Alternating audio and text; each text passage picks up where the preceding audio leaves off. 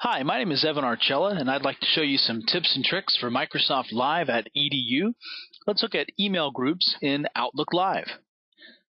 This is the Outlook Live interface. In our Contacts view, which you can access by clicking Contacts in the lower navigation pane, you have the ability of not only storing individual contacts, but also creating what we call contact groups. If you click the New drop-down across the top, you'll see the option for Group. Click Group, and you'll need to give your group a name. So, for example, this could be for a class project. It could be a group of friends.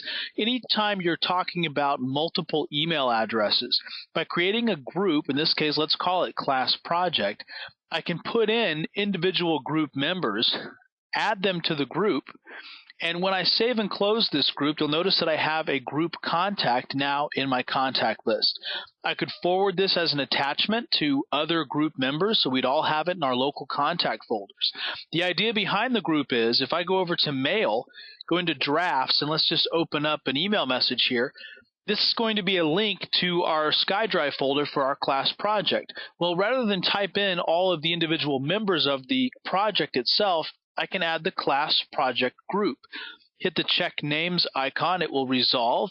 Then all I have to do is go ahead and send that message out, and everyone on the class project group that I created gets a copy of that email. I didn't have to do it all individually. Now you also have a different type of group. That group we just looked at lives in our local contacts folder, and again, I can forward it as an attachment. Someone else could save it to their local contacts folder, but it all lives locally. It's not actually an object within the overall directory or global address list. If you click Options in the top right, you'll see an option for groups. These are called public groups.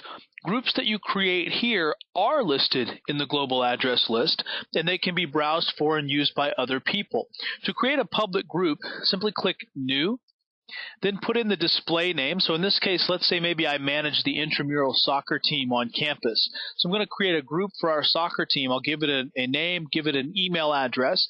And if I know some of the members already, I can go ahead and add those members to the group from here. So go ahead and add a couple of team members. And I can decide from a membership approval standpoint, how do I want to accept new members into the group? So this will be in the global address list. People will be able to see it, and they could add themselves to the group. By setting owner approval, I could approve or deny those requests as they come in. So it gives me some control, but also maintains a little bit of the self-service nature of a group. When I hit Save, you'll see I have it now under public groups that I own. On the left-hand side would be any public groups that I belong to. If I go back out to my mail, go back into that drafts folder, well, here's an email I've created that's got our intramural soccer schedule on it.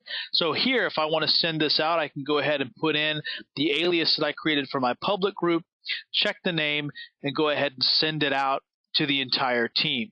So again, the difference between these two different types of groups that live in your local contacts folder, they live specifically there. They are not an object in the directory, in the global address list. They're purely a local contact within your contacts folder. A public group is actually an email address that you're creating in the directory, and it's then searchable and viewable by people who have access to the global address list. They could find it, they could add themselves to it, and then you, depending on your settings, can either allow that or reject that request. Let me give you a few resources for Live at EDU. Microsoft.com/live at EDU is the main Live at EDU website. You can learn more about the program there. You'll also find the Live at EDU blog to be a useful place for learning about what's new with these tools, things that may be coming along, different changes that we're making. You'll also find help.outlook.com to be a helpful place for the Outlook Live application itself. This is the same place you can get to if you go to the little blue circle with the white question mark in it within the Outlook Live application itself. Both ways will take you to help.outlook.com. Also, if you go to Bing, do a search for Office Web Apps Product Guide, you'll get a detailed PDF on all the features that are included in our Office Web Apps applications, which are now integrated into SkyDrive, which is another Live at EDU technology. Thanks again for your time today. I look forward to having you on another screencast.